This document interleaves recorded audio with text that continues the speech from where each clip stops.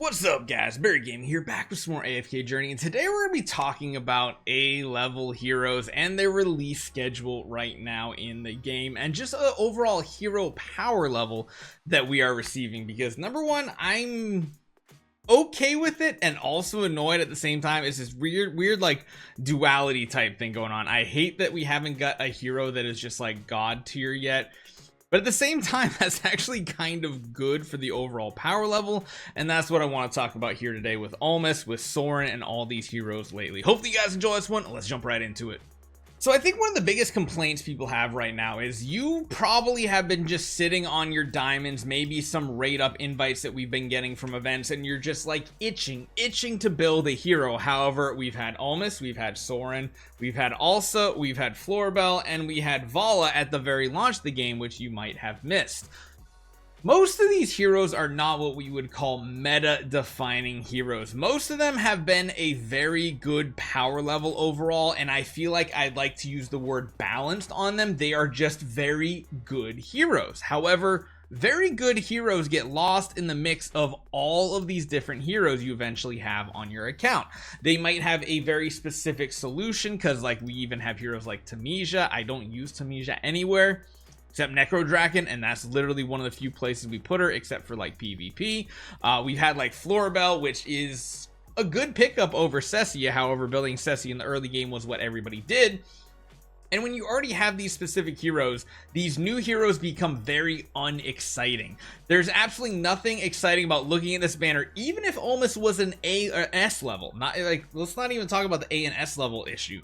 Even if this was an S level hero, I don't think people would be excited. Why is that? Well, he doesn't do enough to really differentiate himself from existing tanks, especially the one within the same faction at S level, Granny. Most people have already built Granny for their wilder type teams, for their control teams. She does her job and she does it pretty well. You know who else does her job and does it pretty well? Almas. And I think that's the biggest issue that's been happening right now with all these different heroes being released. We saw it way back at the beginning. Everybody already had Cessia. You've already invested in this hero. Is it really worthwhile to then also go in on Florbell? The answer is kind of yes, but it's not as black and white evident right when the hero releases, or even within the first month of it, because now you see a lot of people using Florbell as part of different meta pushing teams. We can talk about the same thing when it comes to the other hero that just came out that was an A-level, Soren. Is he a good hero? He's very balanced. He doesn't quite excel in any one game mode. I'd give him like an overall rank of A, which is still better than a lot of heroes in game.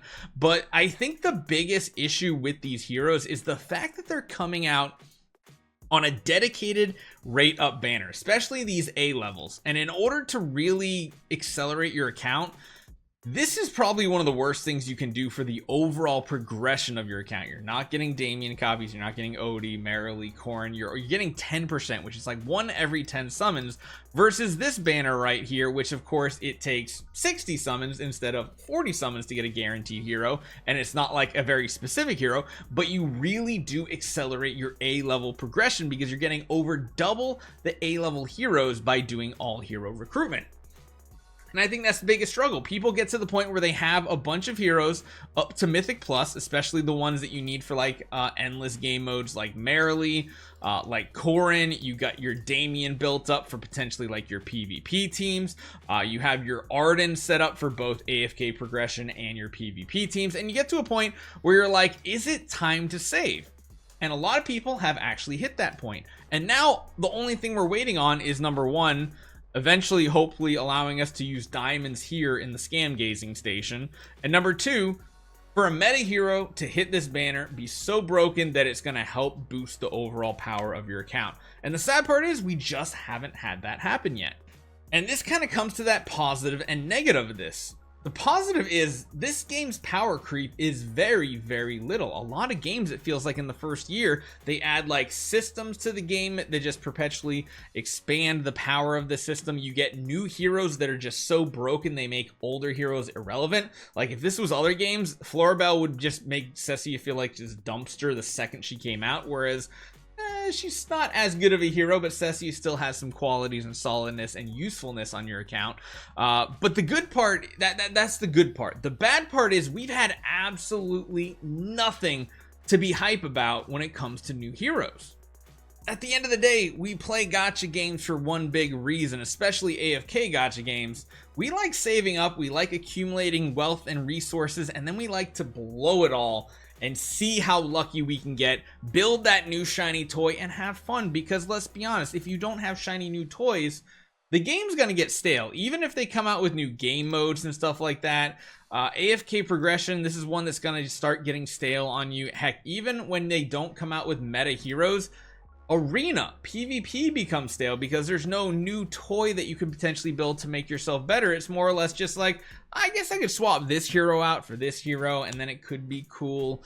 The one cool thing that I will say is Dur's Trials is interesting in that each section only allows you to use like certain rate up here. Well, you can use any hero.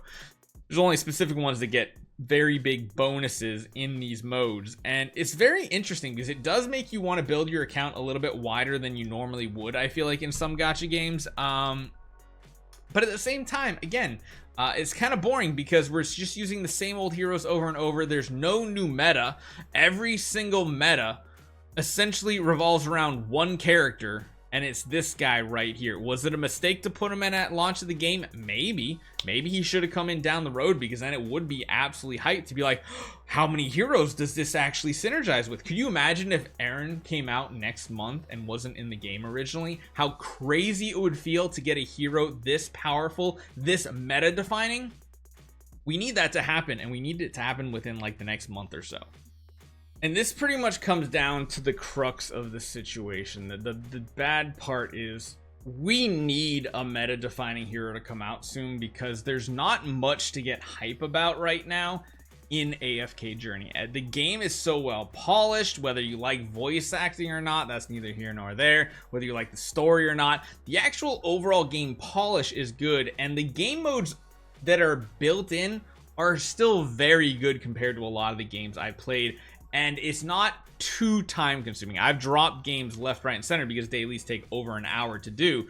If you're just doing dailies in this game, it's pretty quick. The beginning of season is a little rough, but they understand that. They're going to redo it. We just need something to get excited about, and I think the something to get excited about is going to be a new hero being crazy, whether that's maybe Mikola as the next one, maybe Taylene coming in the future. But again, if Taylene comes and we can't use diamonds on scam gazing, that's gonna feel really, really bad. So let me know what you guys think. That's my opinion. I'd love to hear yours down in the comments down below, and I'll see you guys next time.